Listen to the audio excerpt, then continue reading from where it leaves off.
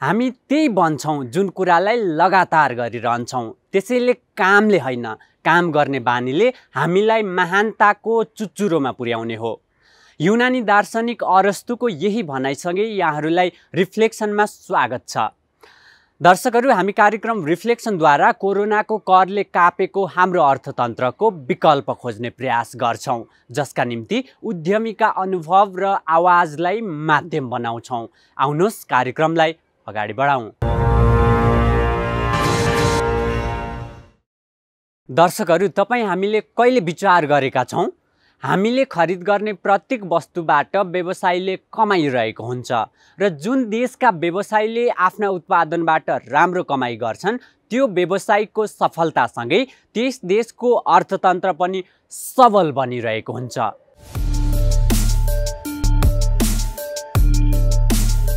दर्शकहरू, तपाईँ आफ्नो घरका प्रत्येक कुनालाई राम्ररी निहाल्नुहोस् त। तपाईले या तपाईको परिवारले कति किसिमका उत्पादन आफ्नो घरमा संग्रहित गर्नुभएको छ? तपाईको परिवार कति किसिमका उत्पादक कम्पनीको व्यवसाय विस्तारका निम्ति जिम्मेवार बनेको छ? हामीले बिहान राम्ररी आँखा नखोल्दै ओछ्यानमै छाम्ने मोबाइल मात्र होइन, अचेत बनेर सुतिरहेको त्यस अघिको क्षणमा पल्टिरहेको ओछ्यानमा प्रयोग भएका सिरक, डसना, तकिया र तन्नामा समेत हाम्रो लगानी छ र त्यहाँ कसैको व्यापार पनि छ। अब एकपल्ट सोचौँ त, हाम्रो सुत्ने बेड र त्यसमा प्रयोग हुने उत्पादन के तपाईँले मात्र प्रयोग गर्नुभएको छ? पक्कै पनि हरेक मानिसले प्रयोग गरिरहेका छन्। त्यति मात्र होइन, सामान्य होस्टल, लजदेखि 5 तारे होटलसम्मले यस्ता उत्पादन खपत गरिरहेका छन्। यसको अर्थ यस्ता उत्पादनको बजार निकै नै ठुलो छ। अब हाम्रो बजार ठ्याक्कै एक्ज्याक्ट यत्रो भन्ने त हामीले भन्न नसकौँला, होइन? तर कस्तो हुन्छ भने इकोनोमी त मल्टिप्लायरमा जाने हो नि त। मैले 2 रुपियाँ बराबर गर्न सक्यो भने अहिले त्यही 2 ले 4, 8, 64 हुँदै जाने हो। त्यसैले त्यस्तो निराशावादी हुने भन्दा पनि हामी आशावादी हुन सक्यौँ भने र हाम्रो बजारहरू, अब हाम्रो प्रत्येक सेक्टरहरू चाहिँ सेल्फ सफिसियन्ट हुँदै जानु पर्यो, होइन? हामी प्रत्येक कुरामा चाहिँ आफ्नै देशमा उत्पादन पुग्ने हुनु पर्यो, मासुमा पुग्ने हुनु पर्यो, कृषिमा पुग्ने हुनु पर्यो, उद्योगमा पुग्ने हुनु पर्यो। जुन अहिले सिमेन्टी डन्डीमा पुग्यो भने जस्तै कपडामा पनि पुग्न सक्ने भयो भने त त्यसले त ठुलो मासलाई कभर गर्न सक्छ नि त, ठुलो एरियालाई कभर गर्न सक्छ, ठुलो जमातलाई कभर गर्न सक्छ। त्यहाँ त हजारौँको हजार युवाहरूलाई रोजगारी सिर्जना गर्न सक्छ। त्यो 1000ले जागिर खाएकोले अर्को 2000 परिवारलाई चाहिँ सपोर्ट हुन्छ, पाल्न सक्छ। त्यसले त विकास त यहीँ हुने हो नि त। एउटा नेपालीले खर्च गर्ने भनेको त आफ्नै देशमा हो नि त पैसा त। तर हाम्रा आफ्नै स्वदेशी उत्पादन चाहिँ? यो प्रश्न भने विचारणीय छ। यस्ता अधिक उत्पादन चीन, भारत या तेस्रो मुलुकबाट नै आयात हुने गरेका छन्। तर सिरक, डसना तथा विस्तारका निम्ति आवश्यक पर्ने वस्तुको स्वदेशी उत्पादक कम्पनीको उदाहरण नै नभएको भने पक्कै होइन। आजको रिफ्लेक्सनले तिनी स्वदेशी फाइबर प्रोडक्टको उदाहरण पस्किँदैछ।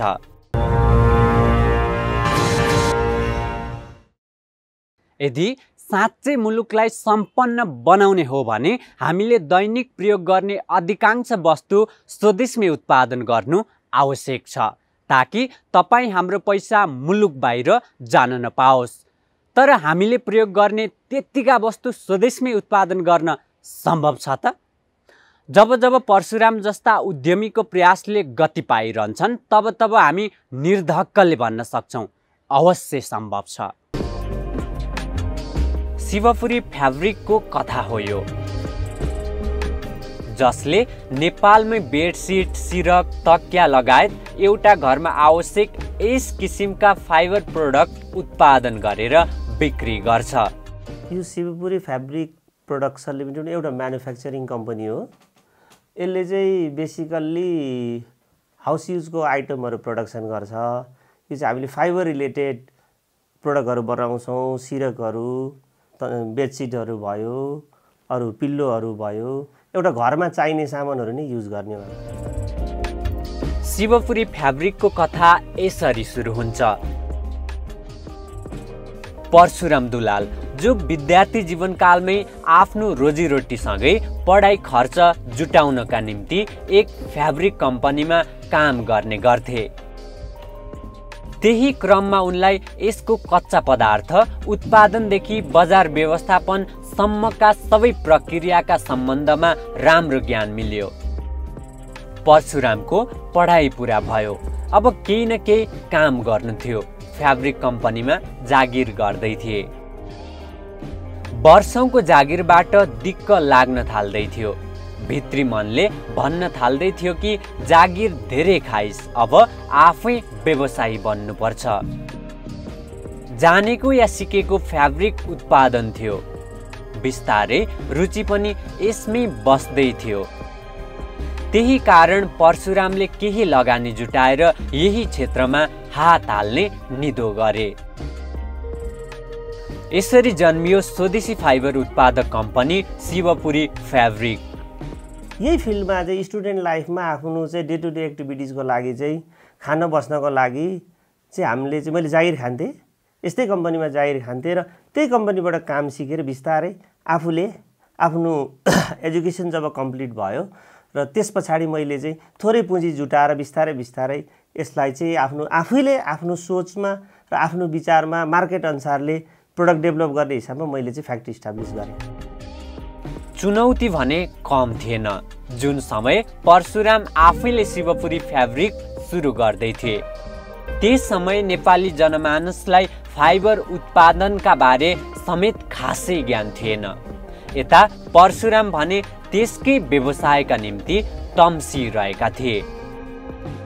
जति बेला शिवपुरी फ्याब्रिक बल्ल बल्ल ताते ताते गर्न खोज्दै थियो, त्यति नै खेर सारा नेपालीका निम्ति कालो दिन बनेर आयो महाविध्वंसकारी भूकम्प, जसले शिवपुरी फ्याब्रिकलाई पनि निकै नमज्जाले हल्लायो।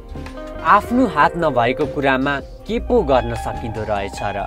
नियतिको खेल यस्तै रहेछ भनेर परशुराम पूर्ण बिस्तारै धमिलो रूपमा शिवपुरी फ्याब्रिकलाई डोर्याउन थाले। केही वर्ष बित्न नपाउँदै सम्पूर्ण मानव जातिकै निम्ति सङ्कट बनेर निम्त्यो कोभिड-19। तर यसले पनि परशुरामको आत्मबललाई हल्लाउन भने सकेन। शिवपुरी फ्याब्रिकको अस्तित्वलाई पूर्णविराम लगाउन सकेन। अहिले झन् परशुरामको आत्मबल दह्रो बनेको छ। उनको दृष्टिकोण अझै निर्दिष्ट बनेको छ। उनको लक्ष्य झनै निखारिएको छ। तर हामी के आशा गर्छौँ भने प्रत्येक चुनौतीहरूले चाहिँ अवसरलाई पनि बोकेरै आएको हुन्छ। समस्या मात्रै कहिले पनि आउँदैन, त्यसले समाधान पनि लिएर आएको हुन्छ र हामी त्यही विश्वास गर्छौँ। अझै पनि हामी आशावादी छौँ। अहिले हाम्रो अब बजार सबैको घटेको छ, हाम्रो मात्रै होइन, टोटल्ली बजार घटेको छ। मान्छेको इन्कम सोर्स घटेको छ। इन्कम सोर्स बढेन, कन्ज्युमेबल आइटमहरू पनि बढेर जाने हो। जब इन्कम सोर्स बढ्दै जान्छ, मान्छेले फेरि इकोनोमिक एक्टिभिटिज बढ्छ। यसमा अहिले आएको मौद्रिक नीतिले पनि काम गरेको छ र सरकारहरूले पनि ल्याएको पोलिसीहरू पनि एकदम राम्रो पोलिसीहरू आइरहेको छ अहिले, जुन पोलिसीको कारणले चाहिँ आर्थिक गतिविधिहरू बढ्न थाल्छन्। बढेपछि फेरि हामीले चाहिँ व्यवसायलाई खास चुनौती हुँदैन भन्ने आशा व्यक्त राखेका छौँ। परशुरामका अनुसार कुनै पनि सङ्कटले आफूसँगै समाधान र विकल्प पनि ल्याएको हुन्छ। त्यसै अनुरूप कोरोनाले पनि हाम्रा निम्ति केवल सङ्कट मात्रै ल्याएको छैन, सँगै सम्भावना पनि बोकेर ल्याएको छ।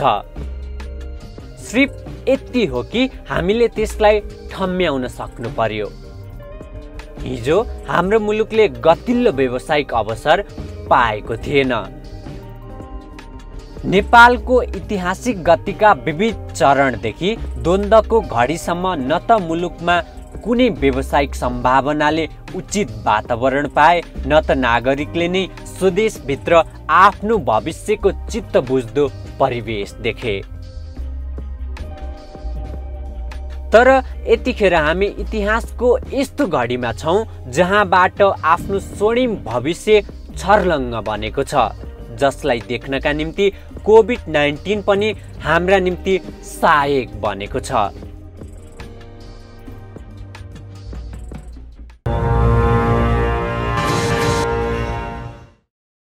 परिवारले गर्दा मैले यसो गर्न सकिनँ, मैले चाहेको काम गर्न कुनै अवसर नै मिलेन, यो देशको सरकार नै काम नलाग्ने भयो भनेर अरूप्रति औँला तिर्साउने तर आफू चाहिँ कुनै प्रयास नै नगर्ने हाम्रो मनोवृत्तिका निम्ति के परशुरामले देखाएको बाटो साँच्चै प्रेरणादायी छैन? र यही नै हो उद्यमीको उदाहरण पनि, जुन उदाहरणले तपाईँ हाम्रा निम्ति उद्यमीको परिभाषालाई निकै सहज रूपमा बुझाउन सहयोग गर्छ। यदि त्यो परिभाषा काफी नभए यो रिपोर्ट हेरौँ। खुल्ला आँखाले सपना देख्छ, त्यो सपनाका निम्ति आफ्नो सम्पूर्ण ऊर्जा खन्याउँछ। दिन रात परिवारको नकारात्मक भनाइ खाइरहन्छ, बिदाका दिन पनि काम गर्छ, कम्फर्ट जोनबाट पाइला हटाउँछ, आफ्नो सपनाका निम्ति आइपर्ने सबै समस्यामा डटेर लागि पर्छ, थाकेर बस्न खोज्छ अनि फेरि दौडन्छ आफ्नो उद्देश्यमा। एक उद्यमी। व्यवसाय भनेको एकदम जेनरल भन्दाखेरि त्यसले एउटा ग्रुपलाई लिड पनि गर्छ, क्षमता नभएकोलाई जागिर दिन्छ र क्षमता भएकोले चाहिँ आफैले गर्नुपर्ने काम, जसले चाहिँ सेवा दिएर प्रडक्ट दिएर केही मुनाफा कमाउँछ। ऊ अक्सर रातमा पनि अचानक बिउजन्छ, उसको मनमा पीडा छ, तर आफ्नो हौसलाले रुन पटक्कै दिँदैन। उसको सपना नै यति ठुलो छ कि जसले उसलाई सुत्न समेत दिँदैन। उसको भावनाको सायद कसैलाई मतलब नहोला, ऊ बारम्बारको असफलताबाट थाकेर लड्छ अनि फेरि उठ्छ र निरन्तर आफ्नो उद्देश्यमा लागि पर्छ, तर ऊ कसैसँग परनिर्भर छैन। आफ्नो भाग्यको रेखा स्वयं उछाल्छ, लड्छ, रुन्छ अनि फेरि दोहोऱ्याएर स्वयंलाई सम्हाल्छ। एक उद्यमी। रातमा पनि पागल सरह घोत्लन्छ, सफलताको पछाडि पुरा ऊर्जा खर्चिएर दौडन्छ, आफ्नो योजनामा रात दिन खोज गर्छ, थोरै पैसामा आफ्नो आवश्यकता पुरा गर्छ। कोही कोही बेला आफै सोचमा पर्छ आफ्नै अवस्था देखेर। सामान्य मानिसले खर्च गरेको देखेर आफै आत्मग्लानि गर्छ, तर उसलाई थाहा छ आज ऊ जे रोप्दैछ भोलि त्यही कल्पवृक्ष बन्नेछ। आज भलै उसको रित्तो खल्ती होस्, तर भोलि ऊ सम्पन्न बन्नेछ, ऊ सफल बन्नेछ। ऊ प्रति परिवारले दिएको प्रेसरले ऊ मनमा नै सोच्ने गर्छ कसैले फन्डिङ गरिदियोस्, तर उसलाई यो पनि थाहा छ कि कुनै पनि उद्यम केवल फन्डिङले मात्र चल्दैन, त्यहाँ तीव्र जोसको आवश्यकता रहन्छ। अनि फेरि आफ्नो लक्ष्यमा निरन्तर लागि पर्छ, मनभित्र जितको अभिलाषालाई जीवन्त बनाउँदै। तर हिम्मत र समय कहाँ एक समान रहन्छ र? जो विदाउट एक्सपिरियन्समा आएको छ, जो ब्याकग्राउन्डबाट आएको छैन, ऊ चाहिँ एकैचोटि आएर इन्टरप्रेन्योर बन्न खोज्दाखेरि चाहिँ भोलि ऊ चाहिँ डेफिनेटली चाहिँ रिस्क जोन चाहिँ उसलाई हाई हुन्छ, किनभने उसले मार्केट बुझेको हुँदैन, उसले प्रडक्ट बुझेको हुँदैन, उसले सप्लायर बुझेको हुँदैन र एभ्री स्टेपमा चाहिँ ऊ चाहिँ आफू ठगिन सक्छ, एभ्री स्टेपमा चाहिँ उसको कस्टहरू हाई हुनसक्छ र उसले कोही इन्टरप्रेन्योर बन्न खोज्छ, आउन खोज्छ भने त्यो त कन्ट्रीको लागि त बढीभन्दा बढी इन्टरप्रेन्योर भएको राम्रो हो। उसको करिब 5 वर्षको समय बारम्बार यही अवस्थाबाट गुज्रन्छ। पटक पटकको असफलताले उसको मनको घाउ पाकिसक्छ। ठिक त्यति नै खेर आफ्नो इच्छा शक्ति र साहसलाई फर्केर हेर्छ। उसको शरीर जोसले तात्तिन्छ। हो, यो आत्मविश्वासी एक आम मानिस हुनै सक्दैन। त्यसैले त एक उद्यमी बन्न त्यति सजिलो कहाँ छ र? उसको शिरमा लाखौंको ऋण छ, जो जसमा उसप्रति विश्वास छ ती सबैको सपना पूरा गर्नु उसको मुख्य कर्तव्य बनेको छ। तपाईहरु जो आउन चाहनुहुन्छ, न्यू कमर आउन चाहनुहुन्छ, तपाईहरुले डेफिनेटली बुझ्नुपर्ने कुरा 2-3 वटा कुरा बुझ्नु पर्यो। पहिला त्यसको मार्केट बुझ्नु पर्यो। तपाईले सामान उत्पादन गर्न सक्नुहुन्छ, तर बेच्ने कसरी भन्ने कुरा तपाईले जान्नु पर्यो। बजारको कहाँ लगेर बेच्ने, कसरी बेच्दा नाफा हुन्छ भन्ने कुरा तपाईले सिक्नु पर्यो, जान्नु पर्यो। त्यो एक्सपिरियन्स गेन गरेपछि तपाई आफै नै उद्यमी हुन चाहनुहुन्छ। यदि तपाईलाई क्षमताले पुग्छ, यदि तपाईसँग रिसोर्सेस पुग्छ भने तपाईले बिग स्केलमा खोल्नु पर्दैन, तपाईले स्मल स्केलमा खोल्नुहुन्छ र त्यसलाई बिस्तारै तपाईको आफ्नो दिमाग, आफ्नो क्षमता अनुसारले बढाउँदै लानुहुन्छ। एक उद्यमी त्यो हो जसले व्यवसायमा लाभदायक अवसरको खोजी गर्छ, आर्थिक संसाधनको संयोजन गर्छ, नवीनतालाई जन्म दिन्छ र उद्यममा अन्तर्निहित विभिन्न जोखिम र अनिश्चितताको व्यवस्थित व्यवस्थापन गर्छ। उद्यमी कुनै पनि मृत अर्थव्यवस्थामा नयाँ ऊर्जाको सिँचाइ गर्छ, जो एक उद्योगको नायक हो। एक उद्यमीले पुँजी र मनिटर आपूर्ति गर्छ र व्यापारिक गतिविधिहरू नियन्त्रण गर्छ। कुनै पनि व्यक्ति जसले केही नयाँ सिर्जना गर्दछ, जस्तै अवसर व्यवसाय वा कम्पनी, जसलाई एक उद्यमी भनिन्छ। प्रसिद्ध विद्वान अल्फ्रेड मार्शलका अनुसार जोखिम लिन हिम्मत गर्ने व्यक्ति नै उद्यमी हुन्, जसले पुँजी र कामका लागि आवश्यक श्रमको व्यवस्थापन गर्छन्, जसले आफ्नो समझदारीका चीजहरूको पर्यवेक्षण गर्छन्। यस अर्थ एक उद्यमीले एक नयाँ उद्यम स्थापनाको जोखिम लिन्छ, आवश्यक संसाधनहरू जो गर्दछ र त्यसलाई व्यवस्थित र नियन्त्रण गर्छ। नवीनता उद्यमशीलताको मूल प्रकृति हो। यहाँ नवीनता भनेको केही नयाँ परिवर्तन ल्याउनु हो, नयाँ संसाधन, नयाँ उत्पादन, नयाँ टेक्नोलोजी आदि।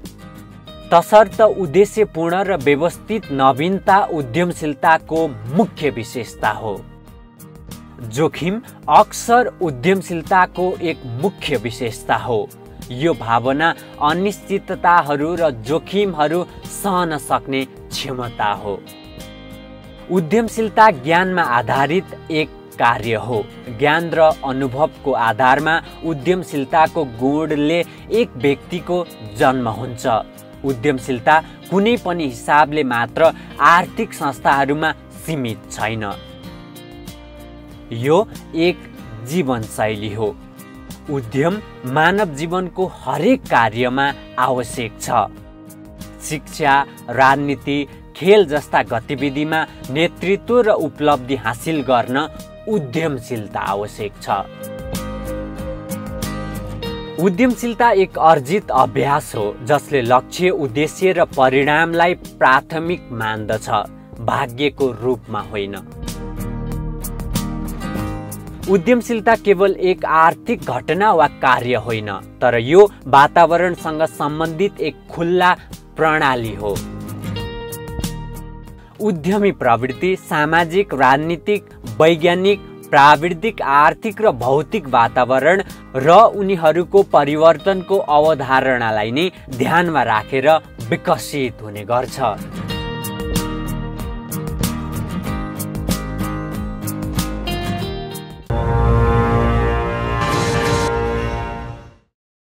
दर्शकवृन्द, कोरोनाले हामीलाई जुन पीडा दिएको छ, त्यही पीडाभित्र एउटा गतिल्लो अवसर पनि लुकेको छ, जुन अवसरलाई हामीले पहिल्याएर अगाडि बढ्नु जरुरी छ।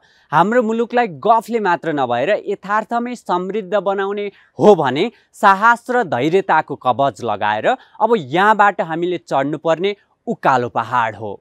जुन गन्तव्य चुम्न सके सो त हाम्रो नियति बदलिनेछ।